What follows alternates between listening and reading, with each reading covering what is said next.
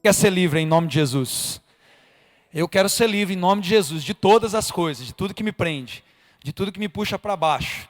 Na verdade, a gente vive debaixo de uma lei de gravidade espiritual também, pastor Alencar. Eu estava descobrindo isso. Que espiritualmente, depois que a gente nasce de novo, existe uma lei de gravidade espiritual também, que é que tudo puxa a gente para baixo. A gente começa a caminhar no evangelho e a gente vê que, assim como a lei da física, você jogou para cima, cai.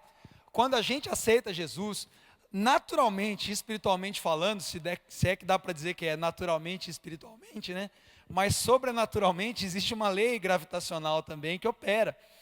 E a tendência é que quando nós aceitamos a Cristo, a palavra de Deus diz no capítulo 1 de Efésios, no capítulo 2, que Jesus ele foi assentado nas regiões celestiais, ao lado do Pai. E quando nós cremos em Cristo e caminhamos nessa nova vida, nós também somos elevados para esse lugar, ao lado de Cristo, na glória de Deus.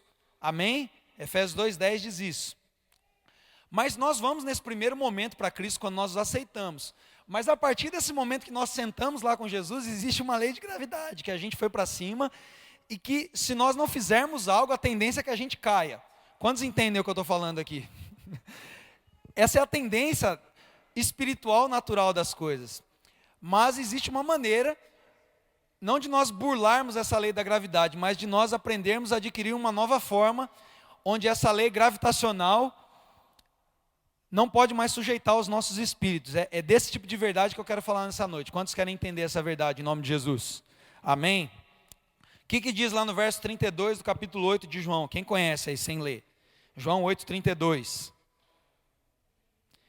E conhecerão a verdade, e a verdade os libertará. Esse é quase um texto, né, é tipo um Salmo 91, um Salmo 23, né, aqueles textos que o pessoal gosta de deixar aberto, estampado, escrito, postar no Facebook. Mas ele é um texto muito mais profundo do que aquilo que nós lemos nele facilmente, porque eu mesmo já ministrei isso, que quando nós conhecemos a verdade, qualquer tipo de verdade, ela nos leva para uma esfera onde nós não perecemos mais dentro daquela realidade. Por exemplo, vou dar um exemplo bem chulo aqui do cotidiano. Esses dias uma mangueira de gasolina do meu carro, ela se rompeu. Ela ressecou e rompeu. Então eu fico com o meu carro lá, eu senti um cheiro estranho, eu achei que era cheiro primeiro de diesel, porque eu tinha levado o carro para lavar. Então eu achei que era o cheiro que os caras jogam diesel na roda, às vezes, tal, usa diesel para lavar o carro. Falei, nossa, os caras jogaram diesel demais, né? O carro está com cheirão de diesel. Beleza, né? Aí passou um dia, eu não saí com o carro naquele dia, no outro dia eu olhei, vi um óleo no chão, falei, está vazando óleo do carro. Mas até então, eu olhei, o nível de óleo estava tudo bem, falei, deve ter sido um óleo que colocaram para mais, vazou. Aí vim para a igreja no culto de domingo, na hora que eu cheguei na igreja, falei, mas que cheiro de gasolina, que negócio estranho. Aí abri o carro, o Wesley estava comigo, né, os irmãos Ávila, tudo, né, os MacGyver da igreja, né. Aí o Wesley olhou no carro e já viu, acho que essa mangueirinha aqui está cortada, né. Aí eu olhei, era uma mangueira de injeção de gasolina. Quer dizer, se eu continuasse andando com um carro com aquela gasolina vazando em cima do motor, qualquer hora podia pegar fogo, até explodir o carro. Não tinha mais gasolina porque ela já tinha vazado enquanto o carro estava parado, graças a Deus, mas estava vazando gasolina num lugar que tem combustão. A partir do momento que eu tomei conhecimento daquilo, aquilo me libertou do engano e de um erro, amém? Não é assim? Porque eu conheci uma verdade, eu descobri qual era um problema. Mas só o fato de conhecer, esse nível de conhecer superficial da verdade, não vai resolver o meu problema. Ele vai fazer com que eu entenda que eu tenho um problema, que eu tenho alguma coisa que eu tenho que resolver. E dentro desse nível de conhecimento que eu preciso entender algo em Deus. Em que ponto que eu conheço essa verdade, que ela me leva a uma esfera de libertação contínua dentro da palavra de Deus. E hoje eu estava pensando bastante nessa questão de revelação da palavra, de conhecimento da palavra, e já tem uns dias que o Espírito Santo falou comigo assim, que nós estamos vivendo de fato numa era digital. Que tanto as revelações de fotos, quanto as revelações da palavra, ficam só nas telas de computador. Nós temos grandes pensadores da palavra de Deus hoje, nós temos grandes interpretadores de texto da palavra de Deus, pessoas que conseguem postar imagens e frases nas redes sociais, e até reproduzir bons sermões. Mas a revelação da palavra é como uma revelação de foto. Como que é uma revelação de foto, pastor? A foto sai de uma esfera onde você pode ver ela numa tela, numa tela de notebook, numa tela de um computador, numa tela de um celular, e ela passa por um processo numa máquina, em que na outra ponta ela se torna algo palpável, algo que você deixa só de ver numa estampa como alguém falou, e algo que você passa a pegar e a manusear. E a revelação da palavra, queridos, ela também tem que ser algo palpável. E o que nós temos visto é isso, uma era digital, em que tantas revelações de foto quanto de palavra não saem da tela. E a ideia do Espírito Santo e o princípio do conhecimento de Deus é que as revelações saiam da tela. O princípio desse conhecimento é que ele deixe de ser algo que as pessoas apenas veem como uma imagem numa tela, como uma imagem no computador ou como uma reprodução de um discurso, e passa a ser algo que as pessoas possam tocar. Quantos estão entendendo isso? Puxa, como que você me fala isso, pastor? É simples, é só a gente examinar o conteúdo das pessoas, de onde vêm essas revelações. Porque reproduzir um sermão, queridos, reproduzir um discurso, é algo que num conhecimento teórico, num conhecimento intelectual da palavra, a gente consegue reproduzir. A gente tem pessoas que têm uma facilidade de descobrir coisas, cientistas. Nós temos pessoas que têm facilidade de ler um texto e criar um final novo, e recontar uma história, de ver um filme e reproduzir uma nova peça de teatro. Não é assim? No mundo não é assim? E na palavra de Deus, queridos, não é diferente. Porque a palavra de Deus, ela pode também ser só um livro de conhecimento teórico, intelectual. Nós podemos ser intelectuais da palavra de Deus e conhecer a palavra de Deus numa esfera intelectual. Por isso que você consegue ver pastores pregando tantas coisas difíceis, que nos deixa muitas vezes impressionados. Eu não devia ficar impressionado com alguma coisa que alguém prega. Eu devia ficar impressionado com alguém que está andando igual a Jesus, com alguém que está vivendo igual a Jesus, e alguém que me inspire a imitá-lo. Amém?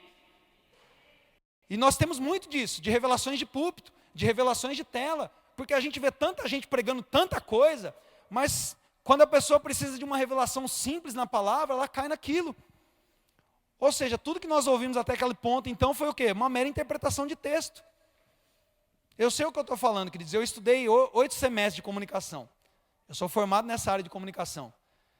E dos 8 semestres eu tive lá a língua portuguesa em todos, e as professoras torturavam a gente para aprender muitas coisas, e a principal delas era a interpretação de texto. É onde eu ia melhor. Eu sei interpretar texto muito bem.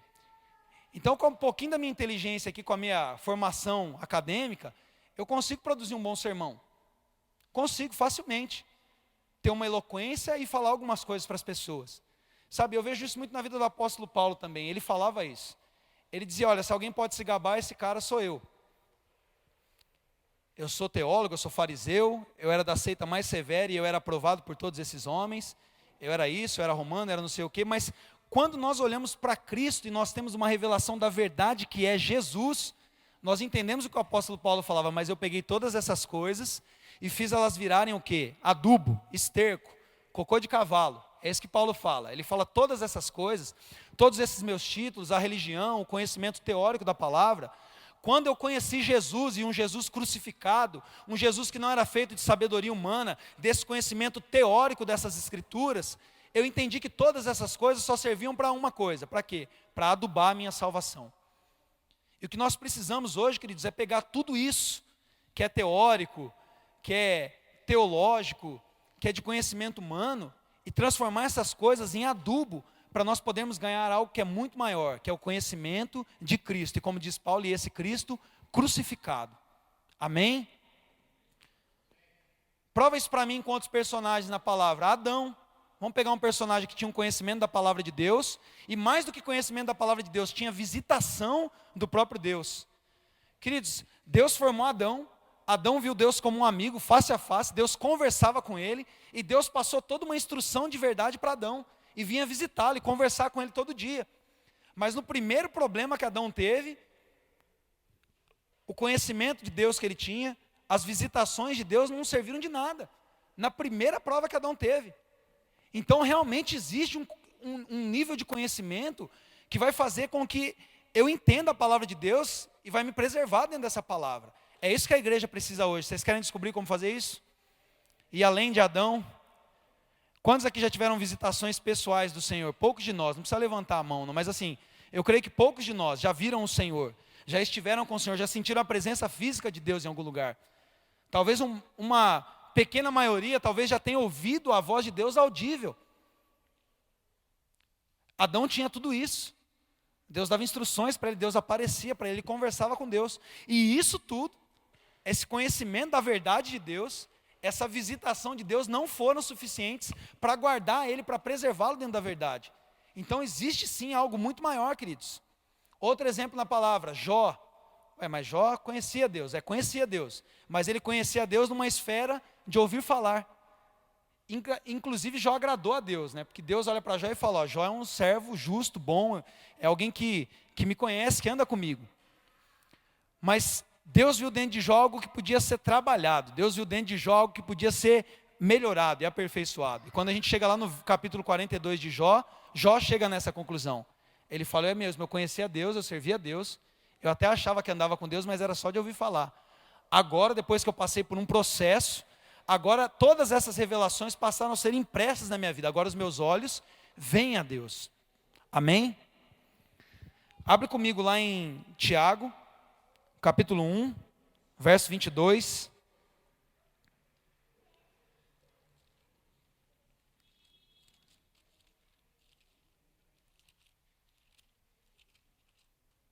Eu não estou falando do IES do pastor Giovanni, não, tá, gente? Da brincadeira dele. Estou falando de outras coisas, para quem não entendeu. Estou falando de quando tem alguém pregando, as pessoas ficam, nossa, é isso, uau. Eu acho isso assim, eu não vi na Bíblia esse negócio ainda. Só para quem não entendeu. A gente não pode se impressionar com o pregador. Na verdade, quando a gente se impressiona muito com a pregação e com o pregador, é porque a gente está andando pouco com Jesus. Porque quando a gente anda com Jesus, a gente se impressiona com Jesus.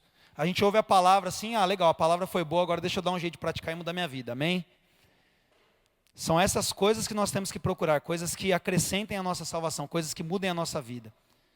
Uma das últimas coisas que eu ouvi o pastor Eber pregando e que me marcou demais, eu lembro que ele falou, e eu tenho falado isso. Eu espero os dias em que os cultos terminem com comentários do tipo, assim, nossa, você viu, tinha 4 pessoas na cadeira de roda e elas saíram andando. Você viu, nossa, vieram 3 cegos para o culto. Ai, cadê? O pessoal está enxergando, está lá dando glória a Deus. Aí quem que pregou? Não sei. Qual que foi a palavra? Não lembro também. Eu lembro que saiu gente curada, a gente andando na cadeira de roda. A Rebeca ficou sem a função. É Rebeca não? É Rebeca, até esqueci o nome da irmã. Que faz Libras ali. Ela ficou sem função no culto, porque o pessoal começou a ouvir. Quantos querem sair do culto assim, queridos? Amém? Mas para isso nós precisamos ter algo mais do que um conhecimento teórico da palavra de Deus. Das pregações, dos cultos, dos sermões. Deus quer levar a gente para uma esfera nova, queridos, amém? Nós precisamos ir para essa esfera, eu quero ir para esse lugar. Quantos querem ir para esse lugar? Tiago, no capítulo 1, no verso 22, diz assim, sejam praticantes da palavra e não apenas ouvintes, enganando-se a si mesmo. Porque aquele que ouve a palavra, mas não a põe em prática, é semelhante a um homem que olha a sua face num espelho, e depois de olhar para si mesmo, sai e logo esquece a sua aparência. Mas o homem que observa atentamente a lei perfeita, que traz a liberdade e persevera na prática dessa lei, não esquecendo o que ouviu, mas praticando, será feliz naquilo que fizer. O que o apóstolo Tiago está falando para mim aqui? Que depois do nível de conhecimento, que depois de um nível de revelação da palavra, existe algo que eu preciso fazer para que essa palavra passe a ser uma revelação em mim. Então, queridos, a revelação ela deixa de ser algo que eu ouvi, algo que brotou no meu coração e passa a ser algo no qual eu caminho, queridos. Revelação não é algo que eu ouvi que me impressionou. Revelação é algo que eu ouvi e que as pessoas vão ver revelado em mim. Amém? É esse o tipo de revelação que a verdade tem que produzir. E quando nós conhecemos a verdade nesse nível, ela nos liberta. Quantos estão entendendo? Em que nível? O nível de prática da palavra. Quer ver? Abre comigo lá em Oséias 4:6. O que diz Oséias 4:6? Outro texto conhecido também. Quem sabe o que diz Oséias 4:6? Lê lá que vocês vão saber que vocês sabiam, mas não sabia que sabia. Oséias 4:6 diz assim, meu povo foi destruído, por quê? Por falta do quê? De conhecimento. Presta atenção agora no entre aspas. Uma vez que vocês rejeitaram o conhecimento, eu também os rejeito, como os meus sacerdotes. Uma vez que vocês ignoraram a lei do seu Deus, eu também ignorarei os seus filhos. Olha o que Deus está falando ali. O conhecimento chegou até vocês. Deus aqui está falando com sacerdotes, Ele está falando com gente que ministra no templo. Falando, vocês conheciam a lei, vocês sabiam o que era a lei, mas vocês rejeitaram esse conhecimento. Do que Deus está falando ali? De saber de uma coisa, mas não tomar uma providência. Aonde entra meu posicionamento então? A partir do momento que eu sei que a mangueirinha do meu carro cortou e está vazando gasolina, eu tomei um conhecimento. O que eu preciso fazer agora? Ir lá e arrancar a bendita da mangueira e pôr uma nova. Se eu não arrancar a mangueira e pôr uma nova, vai continuar vazando gasolina, o carro vai pegar fogo e provavelmente eu morra por isso. Por quê? Porque eu tive um conhecimento, mas eu rejeitei esse conhecimento. Eu rejeitei fazer algo em torno desse conhecimento. Vamos abrir mais um texto para comprovar isso. Romanos capítulo 1, verso 28. O que diz lá? Está falando de homossexualismo aqui, mas se aplica para qualquer coisa. Quer ver? Ó? Romanos 1, 28. Além do mais, eu vou ler rápido aqui, eu quero dar uma aceleradinha. Se você quiser, só anota. Além do mais, visto que desprezaram o conhecimento de Deus, presta atenção aqui, queridos. Visto que desprezaram o conhecimento de Deus, Ele quem Deus, os entregou a uma disposição mental reprovável para praticar o que não devia. Num paralelo com Oséias, no capítulo 6, no verso 4, aqui em Romanos, o que Deus está falando?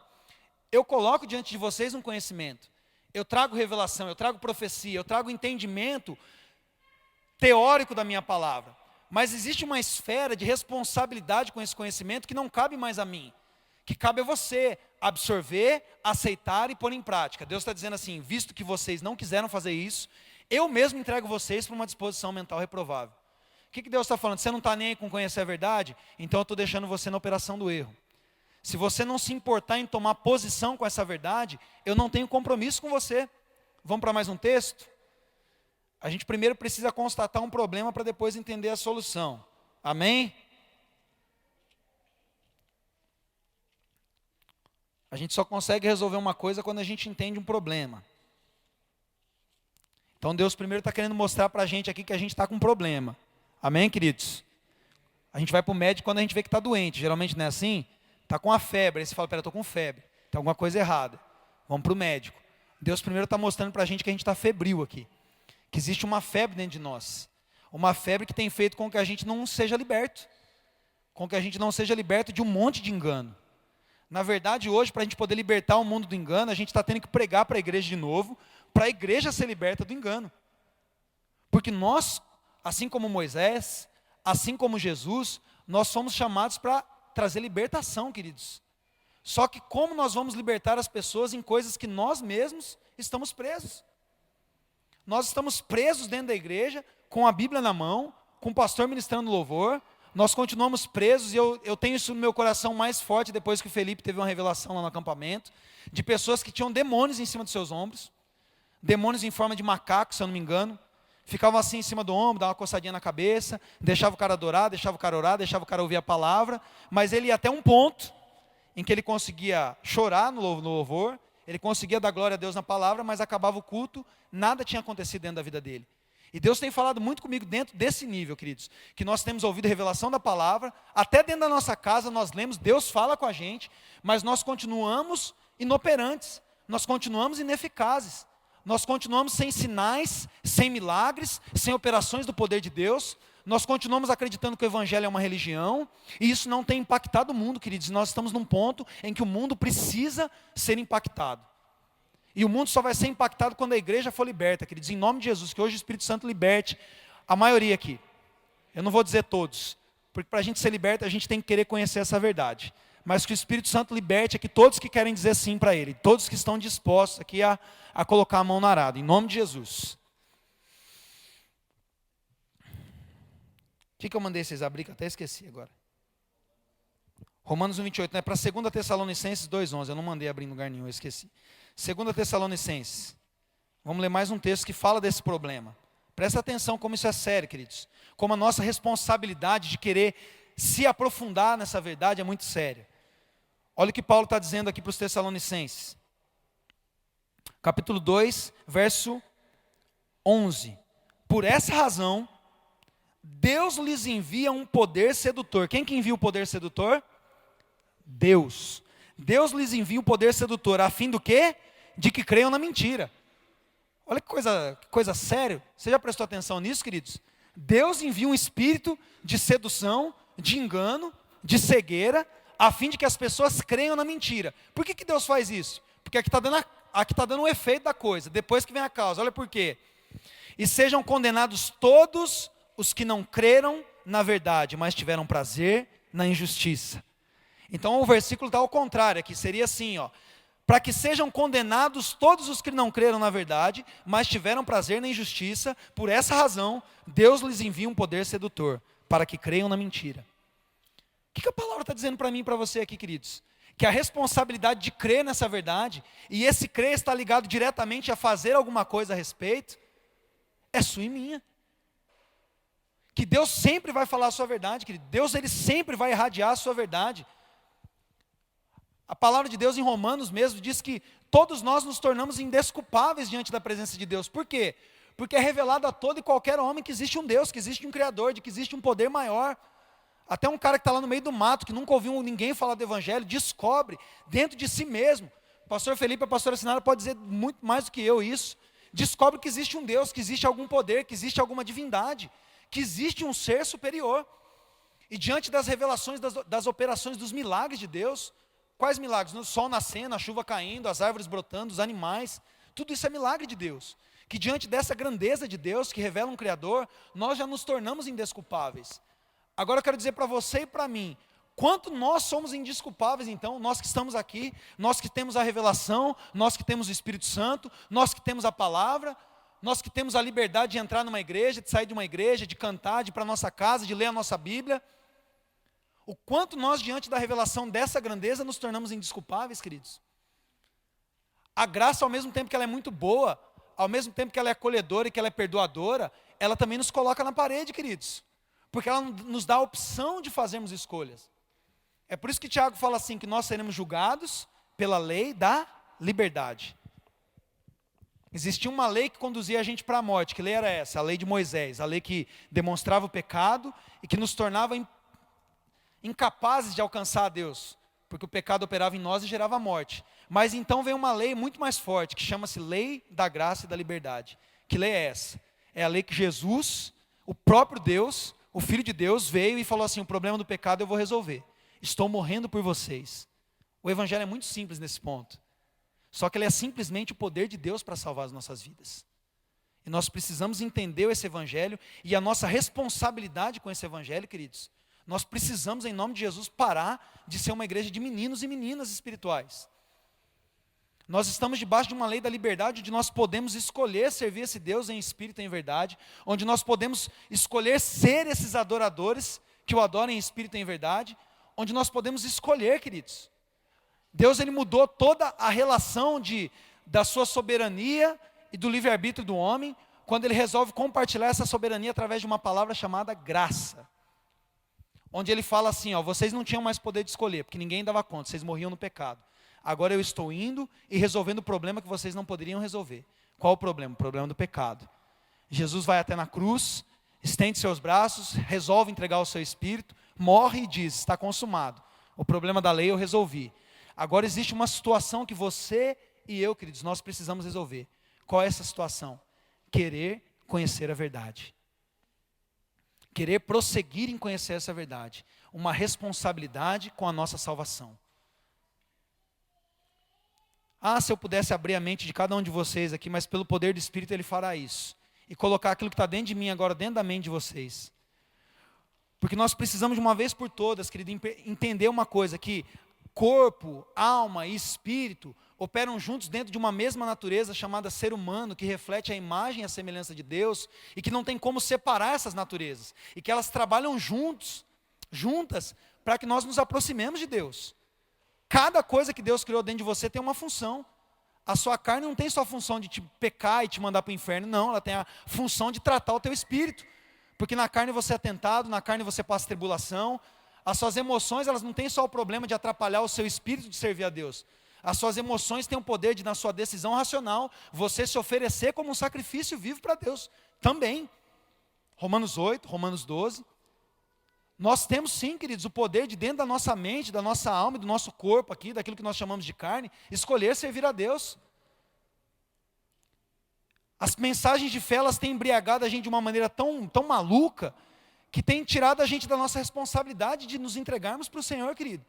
Entenda de uma vez por todas, a responsabilidade de servir ao Senhor é sua e minha. O Espírito Santo não faz aquilo que é de responsabilidade nossa, queridos. O Espírito Santo fez aquilo que era de responsabilidade dele. Qual era a responsabilidade do Espírito Santo? Tirar Jesus lá do inferno, ressuscitar Jesus de dentre os mortos.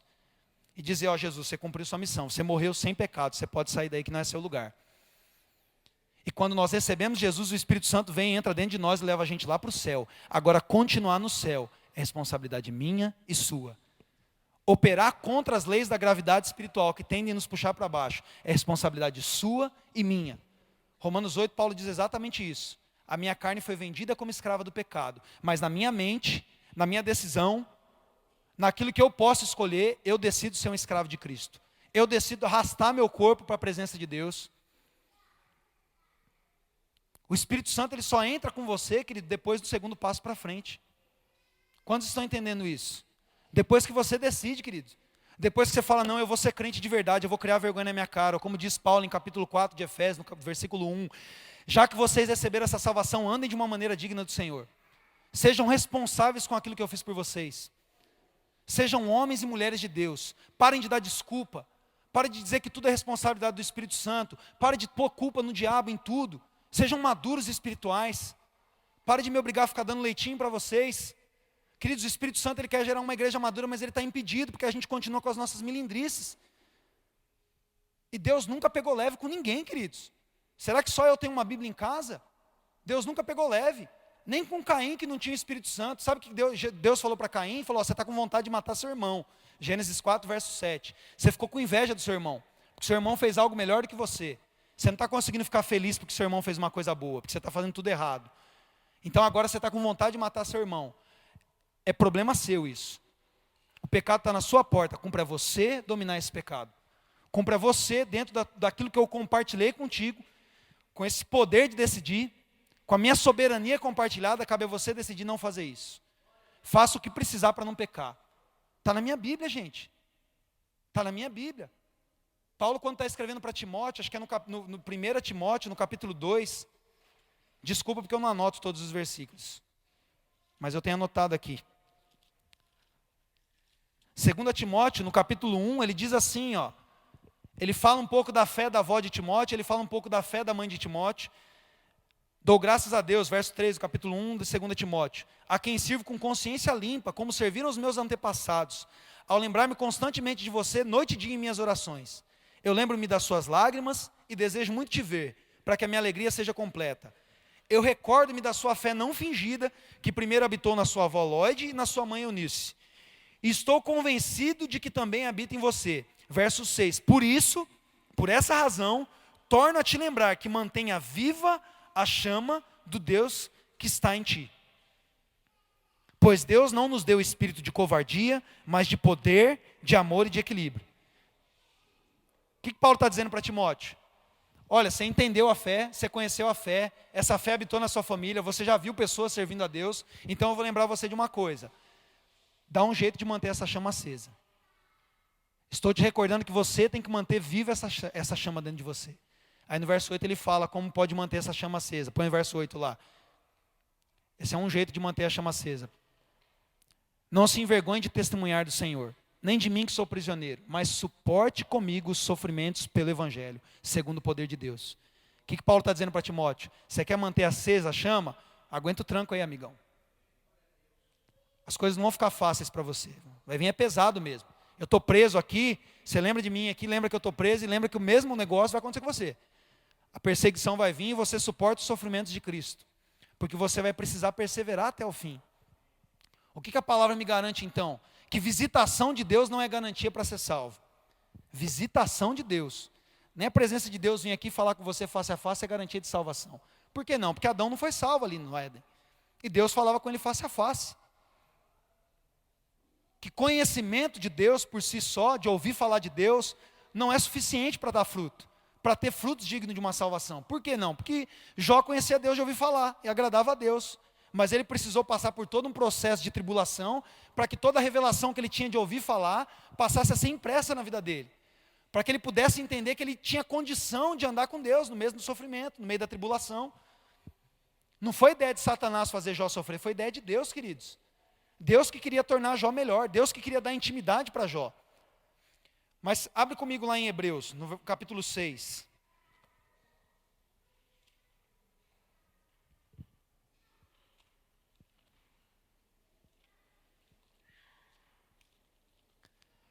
Queridos, os dias estão acabando. Ninguém fala amém, né? Jesus está voltando, queridos. Jesus está voltando, é por isso a preocupação, se é que dá para dizer preocupação, é por isso que esse ardor no Espírito Santo de tornar a igreja madura, queridos. Está faltando muita coisa na gente para a gente voltar a ser igreja, irmãos. Quando eu leio a palavra, isso me choca. Qualquer reunião tinha gente curada, qualquer reunião tinha gente batizada no Espírito Santo. Qualquer reunião, tinha templo tremendo, tinha prisão abrindo. Eu não estou vendo isso. Eu não estou vendo isso. Está faltando muita coisa. Quando fala de Filipe, ali, acho que é Atos, capítulo 8, verso 16, diz assim que quando as pessoas viram Filipe, e os sinais e milagres que ele operava, então deram atenção para ele. Sabe por que o mundo não dá atenção para a gente? Porque não tem isso. Não tem milagre, não tem poder, só tem charlatão, dinheiro, corrupção, showzinho de fé, artista gospel, Judas no púlpito vendendo Jesus, e nada de igreja, nada de caráter, pastor que prega, maravilha, tem sermão, 200 pregação, não sei quantas mil pessoas na igreja, aí o primeiro rabo de saia que tem larga a mulher. Isso não é igreja, queridos. Nós estamos muito longe de ser igreja. Não é isso que o mundo precisa ver. Romanos 8,19 diz que o mundo aguarda que os filhos de Deus mostrem quem eles são. É isso que o mundo está esperando, uma igreja que seja igreja, uma igreja que põe a mão, o demônio sai. Ou pior ainda, porque isso já chega num nível fraco de igreja. Na hora que o pastor está pregando, o demônio sai. Na hora que o louvor está comendo, a pessoa é curada. Que se eu precisar ir pôr a mão, tem alguma coisa errada. A presença de Jesus tem que ser palpável no nosso meio, queridos. Quantos querem isso? Senão Jesus vai voltar, a gente vai ficar sentado aqui fazendo culto. Até o cão vir aí lacrar a igreja, queridos. Isso é sério demais. Nós precisamos conhecer a verdade num ponto que ela nos liberte. Principalmente dessa apatia, principalmente dessa frieza. Da gente se contentar com essa mediocridade, de não ter poder, de não ter sinal, de não ter nada parecido com o que Jesus disse a nosso respeito. Que vocês fariam obras muito maiores do que as minhas. De que no meu nome vocês iam expulsar demônio, ia curar enfermos, se vocês pusessem a mão no morto, ele ressuscitaria. Cadê isso, gente? E como isso tem ardido dentro do meu coração, eu sei que no pastor Felipe, no pastor Charles também, creio que no pastor Alencar também, mas o Felipe e o Charles a gente tem conversado mais disso. A gente está orando para isso voltar a acontecer, queridos. Esse é o ardor no nosso coração. Mas isso só vai acontecer numa igreja madura. Olha o que diz aqui, Paulo, eu acho que foi Paulo, sei lá, em Hebreus 6, verso 4. Ora, para aqueles que uma vez foram iluminados, provaram o dom celestial, presta atenção, foram iluminados, provaram o dom celestial, tornaram-se participantes do Espírito Santo, experimentaram a bondade da palavra de Deus e os poderes da era que há de vir. Meu Pai do céu, né? Olha o currículo dos crentes. Volta no currículo. Foram iluminados, o que é isso aqui? Foram salvos. Entenderam quem era Jesus, receberam Jesus. Foram iluminados. Provaram o dom celestial. O que é o dom celestial? É o Espírito Santo vir encher. Continua. Participantes do Espírito Santo, oração em línguas, profecia, experimentaram a bondade da palavra, viram Deus operando milagres, sendo curado, enfermos, demônio indo embora. Depois, poderes da era que há de vir. Olha só que loucura, olha o nível de crente. Revelação, vira o céu, vira o anjo, curou, falou em línguas, expulsou demônio. Olha o nível dos camaradas aqui. A maioria de nós não passou nem perto. Mas verso 6, olha o que aconteceu com esses camaradas. E caíram. Dá para acreditar num troço desse? Consegue imaginar um camarada que aceitou Jesus, recebeu o Espírito Santo, pôs a mão nos caras, expulsou demônio, viu o céu aberto, viu os anjos, viu o morto sendo ressuscitado, e depois o que aconteceu? Caiu. Depois da vírgula diz que é impossível que sejam reconduzidos ao arrependimento, pois para si mesmos estão crucificando de novo o Filho de Deus, sujeitando-o à desonra pública. Até aqui. Então, peraí, queridos, a gente constatamos um problema aqui, sim ou não? Amém? Constatamos um problema? Vamos começar a falar de coisa boa agora, que vocês estão muito chocados. Queridos, essa é a situação da igreja. O médico passou aqui, deu o diagnóstico. Qual que é o diagnóstico da igreja? Resultado terminal, põe na UTI. Bota o negócio lá de oxigênio, que ela não está respirando. Vamos esperar, liga os aparelhos, o cérebro não está funcionando, o coração está batendo só no aparelho. Tem mais nada, tem oxigênio, está entubado, tem tudo que é lado, sonda aqui, sonda lá, remédio o dia inteiro. Esse é o quadro da igreja. Esse é o quadro que nós estamos. Não estou falando dessa igreja aqui, tem muito crente bom aqui também. Estou dizendo a igreja mundial, a igreja de Cristo na terra. Esse é o quadro da igreja, queridos. Ou vocês andam curando gente aí na rua, vocês estão vendo gente pular da cadeira de roda no culto. Vocês estão vendo, queridos? Eu não estou vendo. A gente está vendo muita vergonha no evangelho. E pouquíssimas obras de Deus. Aqui está tipo a Galileia, né? A igreja cristã nos dias de hoje, 2015, é a Galileia, que diz que Jesus pôde operar uns poucos milagres ali, né? Curou uns enfermozinhos, curou um ceguinho ali, e já estava melhor do que a gente, os poucos milagres de Jesus. Mas ele não pôde fazer muita coisa ali porque se escandalizavam nele. Esse é o quadro, uma igreja morna, uma igreja que não resolve nada, uma igreja apática. Mas abre comigo lá em 1 Timóteo 4,12. Vamos descobrir como resolver esse negócio aqui, em nome de Jesus. Quem quer resolver esse problema, em nome de Jesus? Eu estou querendo, eu estou ficando até triste aqui.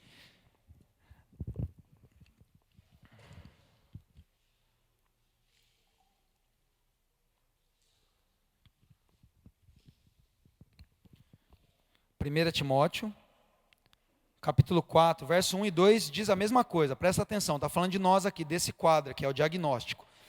Capítulo 4, diz assim, o Espírito diz, presta atenção, o Espírito diz claramente, tem dúvida nenhuma, que nos últimos dias, ou nos últimos tempos, alguns abandonarão a fé, e seguirão espíritos enganadores e doutrinas de demônio. Que tipo de doutrina é essa daí? É as bíblias de cantor, que tem testemunho, é os pastores que cobram 50 mil para pregar, os artistas gospel, isso é tudo doutrina de demônio. E aí vai afora, aí, gente que fala de coisas que não vive. Verso 2, conclui meu pensamento aqui. Tais ensinamentos vêm de homens hipócritas e mentirosos que têm a consciência cauterizada. Aí continua dando um quadro. Aqui é o diagnóstico, é a constatação de um problema. Mas se a gente continua lendo ali, no verso 11, Paulo vai dizer como que resolve esse problema. Depois vocês leem o capítulo todo, senão a gente vai ficar aqui 2 horas pregando. Verso 11 diz assim, ordene e ensine essas coisas. Ninguém te despreze, ele está falando com Timóteo aqui, com um pastor que não podia entrar nessa roubada. Ninguém despreze você pelo fato de ser jovem, mas seja um exemplo para os fiéis, na palavra, no procedimento, que é muito mais do que a palavra, no amor, na fé e na pureza. E até a minha chegada, dedique-se à leitura pública da Escritura, à exortação e o ensino. Verso 14, e não negligencie o dom que lhe foi dado, por mensagem profética, com imposição de mão dos presbíteros. O que Paulo está dizendo para Timóteo aqui? Ó? Timóteo, o problema é esse. As pessoas vão entrar na roubada mesmo, os últimos dias vão ser assim, a coisa vai estar feia na igreja, vocês vão ver pastor abandonando a fé, vocês vão ver esses showzinhos que vocês estão vendo, não vai ter nada da igreja, vai parecer o iceberg do Titanic destruindo tudo. Mas existe uma maneira de você não entrar nessa roubada. E Paulo diz para ele, ó, que ninguém possa te desprezar por ser jovem, mas seja um exemplo na palavra, no procedimento, amor, fé e pureza. Quando Paulo diz para Timóteo ser um exemplo na palavra, no procedimento, ele estava falando exatamente isso que eu falei no começo. Que o único jeito de nós nos livrarmos, querido, de uma revelação de tela, de um conhecimento de verdade que não muda a realidade das pessoas, é quando nós entendermos que nós precisamos pôr essa palavra em prática nas nossas vidas. Amém? Se nós entendermos que nós precisamos agarrar essa palavra e termos responsabilidade com essa palavra, queridos, naturalmente, dia após dia, nós receberemos algo muito mais do que visitação, algo muito maior do que revelação, e algo muito maior do que conhecimento dessa revelação e intimidade. Porque quando nós lemos Hebreus 6 aqui, nós vemos de pessoas que tinham conhecimento, pessoas que tinham visitação, pessoas que tinham intimidade. Mas isso não foi suficiente para sustentá-las. Por isso que Paulo, se vocês lerem as 2 cartas de Timóteo, vocês vão entender muito claro isso. Que para que nós possamos chegar a um nível de dar fruto, existe um 4º elemento, que está acima de revelação, que está acima de conhecimento, que está acima de intimidade. Esse 4º elemento chama-se decisão. Eu quero dizer para vocês hoje que se vocês decidirem, que é o que o Espírito Santo tem falado para mim, se eu decidir praticar essa palavra, querido, se você volta lá para Hebreus 4:6, se você decidir praticar essa palavra, olha o que diz lá no final daquele texto que nós lemos. Hebreus 6, perdão, não é 4:6, é Hebreus 6, no verso 8 diz assim, verso 7 diz assim, porque a terra que absorve a chuva que cai frequentemente, e dá a colheita proveitosa àqueles que a cultivam, recebe a bênção de Deus. Mas a terra que produz espinhos e ervas daninhas é inútil e será lançada ao fogo. Verso 9, amados, mesmo falando dessa forma, ou seja, Paulo estava pegando mais pesado que eu aqui, amém? A Bíblia pega pesado mesmo. Amados, mesmo falando dessa forma, estamos convictos de coisas melhores em relação a vocês, coisas próprias da salvação. O que ele conclui nesse texto, queridos? Que se nós tivermos a responsabilidade com a chuva que cai na nossa vida, se nós tivermos responsabilidade de cuidar da terra que está sendo regada pela palavra, nós produziremos fruto. A decisão de cada cristão de manter acesa essa chama, a decisão de fechar a porta do seu quarto, queridos, a decisão de abrir essa palavra, a decisão de não parar de orar em línguas, a decisão de não parar de adorar, a decisão de não soltar a espada, a decisão de não arredar o pé em meio às tribulações, é a última ferramenta para que nós demos fruto. O que Deus está dizendo para mim aqui? Que a responsabilidade da visitação é dele. Se nós decidirmos conhecer a palavra e ler a palavra, a responsabilidade de nos revelar essa palavra é dele. Se nós temermos essa palavra, como diz no Salmo 24, a responsabilidade de trazer intimidade é dele. Por quê? Ao homem que teme o Senhor, ele ensinará o caminho que deve escolher. A intimidade do Senhor é para aqueles que o temem. Então, quando nós decidimos conhecer a palavra, queridos, quando nós decidimos temer o Senhor, quando nós decidimos levar a nossa vida cristã a sério, queridos, revelação, intimidade, são coisas que ele vai fazer. E naturalmente, então, na nossa decisão, o fruto vem. O fruto vem. Se hoje você escolher, querido, se hoje você decidir não abrir mão daquilo que Deus tem falado com você, de levar a sério, querido, tudo que Deus tem falado nesse tempo todo, você vai ver o poder de Deus. A igreja vai ver o poder de Deus, queridos. Oséias, que a gente leu lá no capítulo 6, na continuação daquilo que nós lemos, diz assim, ó. Quem estiver anotando, anota. Quem conseguir abrir rápido, abre.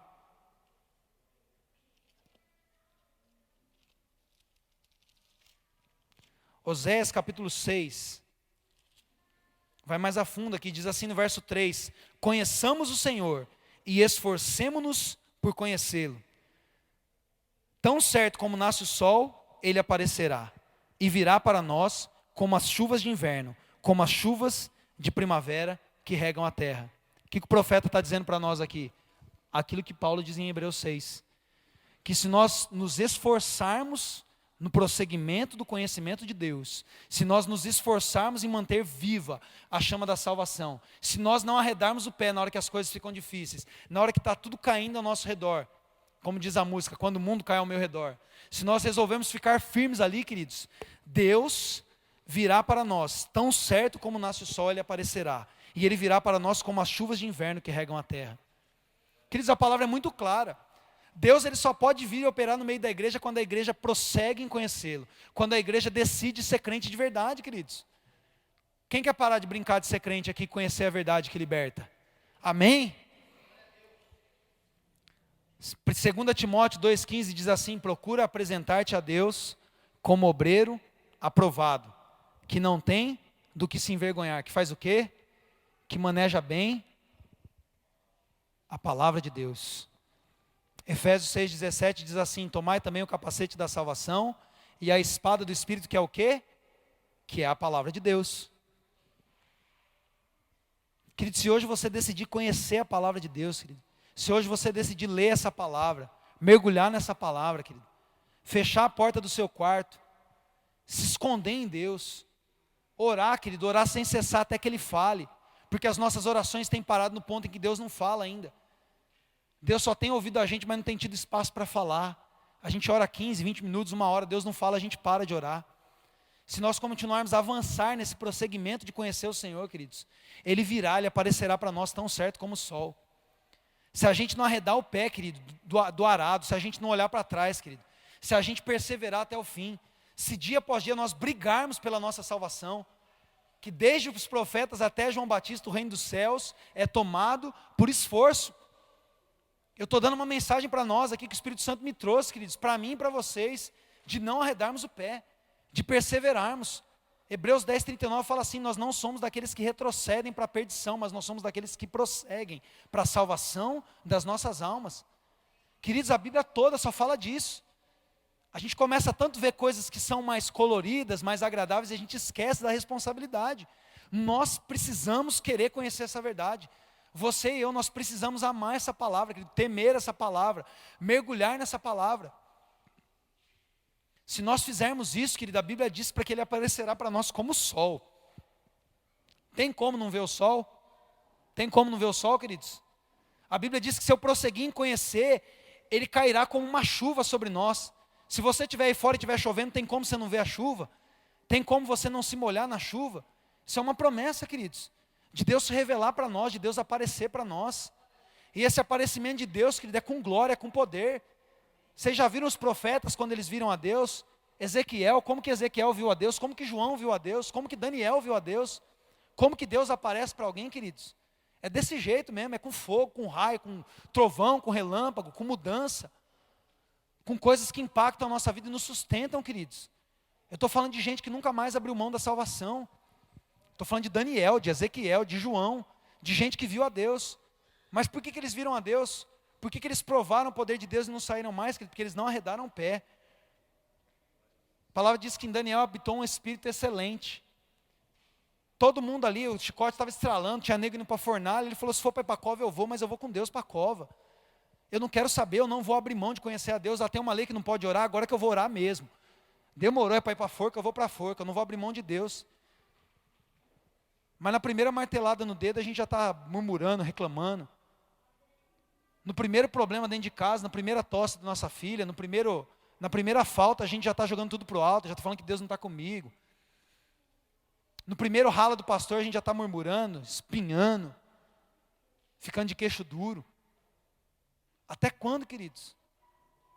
Nós precisamos decidir hoje, em nome de Jesus, tomar uma postura de sermos homem, sermos mulher de Deus, queridos. O Espírito Santo está chamando a gente para ser maduro, para agarrar no Evangelho, queridos, para ter condição de passar por isso, porque eu quero dizer uma coisa para você, nós vamos passar por isso. Mas só aqueles que perseverarem até o fim que serão salvos. Só quem tiver condição de fazer isso que Paulo estava dizendo para Timóteo, eu estou preso, fica comigo aqui. Que o negócio não vai ser melhor para você, queridos. Se nós pararmos de abrir os olhos para esse mundo aqui, começar a olhar para as coisas do alto, querido, nós vamos aguentar qualquer coisa e vamos sair no final da guerra, como diz em Efésios 6, inabaláveis. E tendo passado tudo, permanecermos inabaláveis. Deus quer formar um caráter de igreja hoje, queridos, em nome de Jesus. De gente que vai ter sim conhecimento de Deus. Aí depois do conhecimento de Deus, vem a unção. Depois do conhecimento de Deus, depois de uma vida de intimidade com Deus, aí vem a unção. Aí as pessoas vão passar por você e a sua sombra vai curar. Aí as pessoas vão atravessar Jerusalém inteira para ouvir um louco lá no deserto. Porque ele tem intimidade com Deus, porque ele tem unção de Deus. E vale a pena estar perto de quem tem unção de Deus. Aí as pessoas não vão esquentar a cabeça, mas com quanto tempo tem o culto? Porque tem poder de Deus ali. Se eu for para aquele culto, tem Jesus ali. E eu sei que se eu tocar na orla do manto dele, eu vou ser curado. Queridos, é isso que o mundo está esperando de gente que andou com Jesus. De gente que tem o poder de Jesus. Eu estava meditando na vida de Pedro, queridos, até quando Pedro estava negando Jesus. Até quando Pedro estava negando Jesus, a mulher olhou para ele e falou, não é possível, você é um deles. Pedro estava blasfemando, xingando Jesus. A Bíblia me dá referência aqui de que provavelmente Pedro disse um palavrão naquela hora.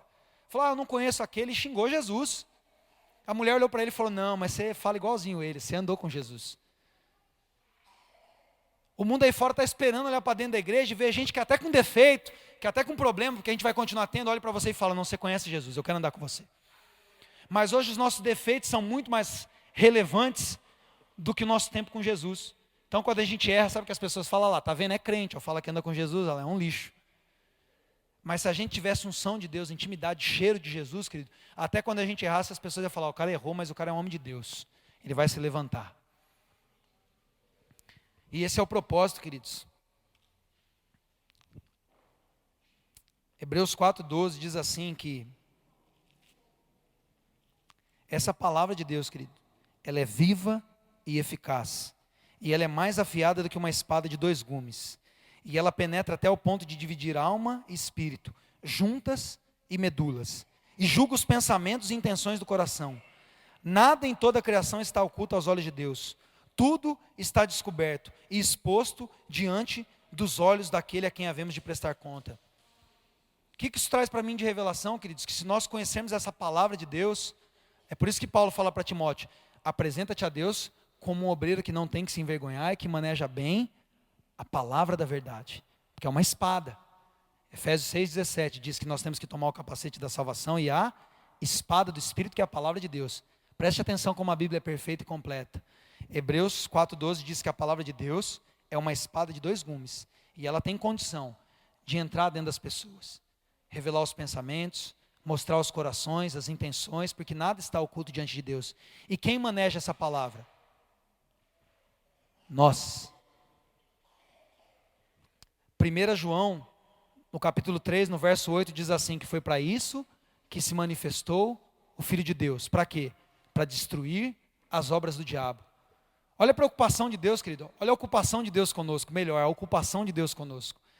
Que nós conheçamos Deus, que nós prossigamos em conhecer a Deus, para que nós saiamos desse quadro, onde nós somos um sal que perdeu o sabor, como diz lá em Mateus 15, Mateus 5, verso 13, acho que diz lá que nós somos o sal da terra, e que se o sal perder o sabor, ele não serve para nada, a não ser para ser pisado e jogado fora. Mas Jesus completa dizendo assim, acho que só em Lucas ele fala que o sal será salgado com o fogo. Então o que Jesus está dizendo ali? Ele não ficou louco, ele não mudou de assunto. Ele disse que se nós hoje somos um sal que perdeu o sabor, que não tem condição de mais nada, se hoje a igreja se tornou isso, uma igreja que não opera no poder de Deus, se nós hoje escolhermos voltar para o fogo, que Jesus fala, como restaurar? Ele fala, o sal será salgado com fogo.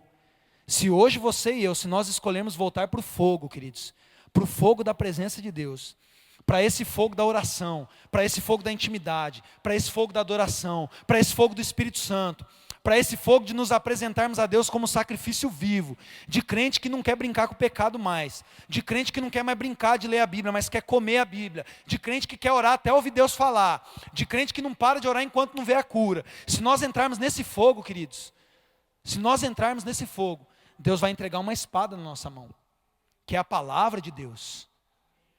E essa espada é uma espada afiada, é uma espada que Deus vai colocar na nossa mão e que a gente vai chegar onde tem um problema, que em 2 Coríntios 4, 10 diz assim que o mundo jaz do maligno, que um espírito de cegueira tem invadido nos corações das pessoas, as pessoas não têm tido revelação da palavra de Deus, as pessoas têm sido entregues ao engano.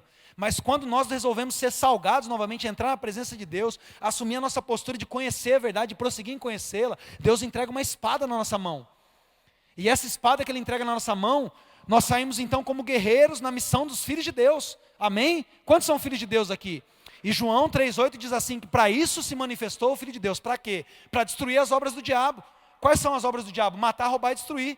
Deus dá uma espada na sua mão e você vai tocando nas pessoas com aquela espada. E aquela espada entra nas pessoas, revela as intenções do coração. Aquela espada toca nas pessoas juntas e medulas, traz cura, traz revelação, traz salvação, queridos.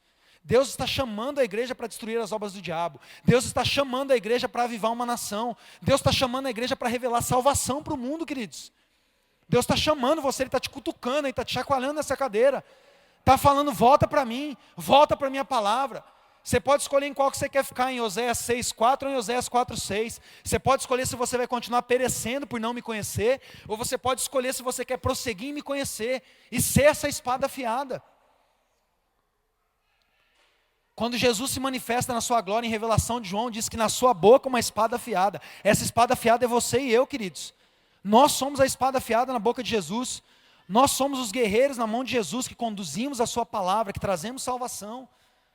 Ele está despertando você hoje, querido. Eu quero dizer que se você entender essa palavra, se você for um dos que está aqui dizendo sim para essa palavra, dizendo que quer prosseguir em conhecer o Senhor, que quer ler essa palavra, que quer devorar, que quer orar mais, que não quer parar de orar em línguas, que não quer parar de adorar, que não quer parar de se entregar ao Espírito Santo, queridos, que quer dizer sim para o chamado dele, não só quando nós temos um culto missionário e você fica impactado e chora porque vem um mendigo aqui na frente, mas ir além das emoções, e além das sensações que o Espírito Santo produz em você e continuar naquilo, queridos, você sim será alguém com uma espada afiada. Você sim vai ser levantado para operar num bairro, numa nação, em nações, em nome de Jesus. Amém? É isso que a palavra diz em Romanos 8,19, que o mundo está esperando que isso aconteça. E Deus está esperando que isso aconteça. Deus está chamando cada um de nós nessa noite. Amém? Vamos acordar, gente? Em nome de Jesus. Vamos tomar o cajado na mão. Vamos parar de ser as mulheres de Ló, porque a maioria de nós aqui, tudo mulher de Ló, virou tudo estátua de sal e sem gosto. Isso é verdade, queridos. Sal que não serve mais para ser pisado e jogado fora, mas Jesus está falando, estou descendo com fogo agora, para restaurar o sabor do meu sal de novo. Porque eu preciso salgar a terra, queridos. E nós precisamos ir para esse fogo agora, em nome de Jesus. Para finalizar, como diz o pastor Charles, eu sempre quis dizer isso. Mateus 5,13? Então eu falei certo. Maravilha. De vez em quando eu lembro. João 16,13. Abre comigo lá. Esse é o último texto que eu vou ler. Que oração quem enxerga ali, por favor? 9:37? Jeová, preguei 1 hora. Tá bom. Deus falou com você, querido? Amém. João 16. Isso porque eu falei correndo ainda, mas eu precisava pregar isso, queridos. Eu precisava falar isso. Tem que falar o que Deus mandou. Até porque eu não posso apanhar sozinho em casa, né? Vocês são meus irmãos? Quem é meu irmão aqui? Lá em casa, quando os dois estão bagunçando, geralmente eu espero uma hora que dá para bater nos dois, né? Para apanhar junto, para ser disciplinado junto, né? Como eu apanhei em casa, então eu trouxe o pai aqui para bater em vocês também, que a gente é irmão, tem que apanhar junto. Irmão apanha junto, é mais legal. Mas quando o Espírito da verdade vier, Ele os guiará a toda a verdade. Como eu gosto desse texto. O que eu quero dizer para você aqui, querido? O que Deus falou comigo hoje à tarde? Lá em Atos 8, acho que depois do verso 20 alguma coisa, tem um eunuco numa carruagem. E ele está lendo a Bíblia. E o Espírito Santo, então, pega Felipe e translada Felipe lá para aquela estrada onde está aquela carruagem. E o Espírito Santo fala para Felipe, se aproxima daquela carruagem. E ele ouve que aquele eunuco está lendo um texto em Isaías. E ele fala exatamente isso. Ele fala, você consegue entender o que você está lendo? Você está tendo uma revelação desse conhecimento, dessa verdade? Você está entendendo essa verdade? Aí o eunuco fala assim para ele, como que eu vou entender se não tem ninguém que me explica? Então Felipe sobe, ensina para aquele eunuco que está dizendo, então ele resolve ser batizado. Ali ele recebe o Espírito Santo, a Bíblia não deixa isso claro, mas dá para entender, que diz que ele deixou ali o eunuco com grande alegria. E Jesus, ele diz assim para nós que, quando esse Espírito da verdade vem, ele nos guia a toda a verdade, queridos. Então o que nós precisamos entender hoje, em nome de Jesus, pelo poder do Espírito Santo, queridos, é que quando nós estamos com essa sede, que cada um está agora, quem está com sede de Deus aqui, em nome de Jesus? Quando o Espírito Santo vem e derrama essa sede dentro de nós, porque até a sede, até o arrependimento, até a fé são coisas que Deus coloca em nós. Ele coloca em nós e nós precisamos trabalhar essas coisas depois. Então hoje nós saímos daqui com essa sede de conhecer isso. Quando Ele coloca isso em nós, queridos, se nós, como aquele eunuco, nos entregarmos para isso, porque ele foi até Jerusalém, ele saiu da Etiópia e foi até lá porque ele queria aprender alguma coisa, ele queria conhecer alguma coisa de Deus. Quando Ele coloca essa sede dentro de nós, queridos, e nós trabalhamos dentro dessa sede, e nós saímos daqui mesmo sem expectativa, mesmo sem perceber nada, nós continuamos nos entregando a isso. Quantos estão entendendo? Nós continuamos lendo essa palavra, querido, nós continuamos orando. A palavra de Deus diz que Ele não nos deixa sozinhos, Ele envia o Espírito da verdade, que nos guia a toda essa verdade. Assim como Felipe foi enviado naquele lugar para ensinar aquele eunuco as verdades da palavra de Deus e transformar a vida dele, o Espírito Santo, ele vem com a responsabilidade dele de nos transformar, queridos. Nós não estamos sozinhos. Nós não estamos sozinhos nessa jornada, queridos. Essa é a boa notícia, que Ele não nos deixa só. Que nós vamos sim caminhar em meio a tribulações, nós vamos caminhar contra uma lei de gravidade que tende a nos puxar para baixo, o pecado, as ofertas do mundo, o próprio Satanás lutando contra nós, sim, queridos. Mas existe um poder de conhecimento dessa verdade que nos guarda, queridos. Foi dentro desse poder que Satanás tentou Jesus lá no deserto e Jesus não arredou o pé. Jesus com fome no deserto, no sol, a palavra era uma revelação dentro dele. Jesus sabia a hora de usar a espada, Jesus sabia como manejar aquela espada da verdade. E esse é o trabalhar do Espírito Santo. É por isso que hoje nós precisamos entender que nós temos que voltar para essa prática. O Espírito Santo, ele vai vir, queridos, com a revelação da verdade dentro de você. Se você for hoje para o seu quarto, antes de dormir, você abrir essa palavra, eu te garanto que o Espírito Santo vai te dar uma nova ferramenta para enfrentar o dia de amanhã. o maná do céu vai descer. O Espírito Santo vai falar com você, queridos. Se amanhã, na hora que você acordar, antes de você sair da sua casa, você abrir essa palavra de novo, você dobrar o seu joelho no chão, se na hora que você passar pelo primeiro problema, ao invés de murmurar, você der glória a Deus, você começar a adorar, querido, eu tenho certeza que o Espírito Santo vem e te reveste, e vai te dando uma nova estratégia, e vai te ensinando como manejar a palavra de novo, como manejar aquela espada, querido, que vai cortar para um lado, que vai cortar para o outro, que vai salvar a vida, que vai operar cura. Quantos querem isso, queridos? Então eu quero te desafiar, querido, em nome de Jesus, nunca mais deixar de ler essa palavra, nunca mais deixar de prosseguir nessas revelações da palavra, da oração, queridos, da oração em línguas, queridos. Não abandone a oração em línguas. Satanás, ele tentou fazer esse rebuliço todo. Nossa, que palavra pentecostal, né? Rebuliço. Satanás tentou fazer essa confusão toda aí, queridos, para que nós largássemos a espada da oração em línguas. Eu quero dizer para vocês, não parem de orar em línguas, queridos. Não parem de orar em línguas. O batismo no Espírito Santo vai revestir a gente para entender essas coisas, queridos. O Espírito Santo que vem nos ensinando as coisas. O Espírito Santo que vai orar dentro de nós, queridos. Continuem orando em línguas. Continuem orando ainda mais em línguas, queridos. Eu sei o que a oração em línguas tem feito na minha vida. Eu não vou parar porque alguém caiu, queridos. Não pare porque as pessoas estão caindo. Não pare porque vai continuar caindo. 1000 do seu lado, 10.000 na sua direita. Mas se você decidir ficar na palavra, você não vai ser atingido. Não abra mão mais disso, queridos. Eu sei que daqui a uns dias, querido, nós vamos começar a ter uma igreja madura. E eu sei que daqui a alguns dias, pastor Charles, pastor Felipe, pastor Alencar, nós vamos começar a ver a operação desse poder do Espírito dentro da nossa igreja. Se cada um de nós decidirmos hoje não soltarmos essa espada, queridos, agarrarmos nessa espada aqui, nós vamos começar a ver no jeito de ser curado aqui na nossa igreja, em nome de Jesus, nos cultos, querido. A gente vai começar a ver demônios tribuchando aqui em nome de Jesus, porque eu estou doido para ver, para pôr tudo para correr. Quantos querem ver isso? A gente vai começar a ver, queridos. A gente vai começar a ver gente entrando aqui endemoniada e saindo daqui são, anunciando as grandezas de Deus. Eu oro por isso, eu clamo por isso, queridos, eu tenho me entregue essa palavra por isso. E eu estou te convidando hoje, faça isso em nome de Jesus. Não solte a sua espada. Não arrede seu pé de oração. Não esqueça de fechar a porta do seu quarto e orar, queridos. Nós somos a igreja do arrebatamento. Nós somos a igreja que vai ver a glória de Deus. Nós somos a igreja que vamos nos encontrar com o Senhor nos ares. Amém, queridos?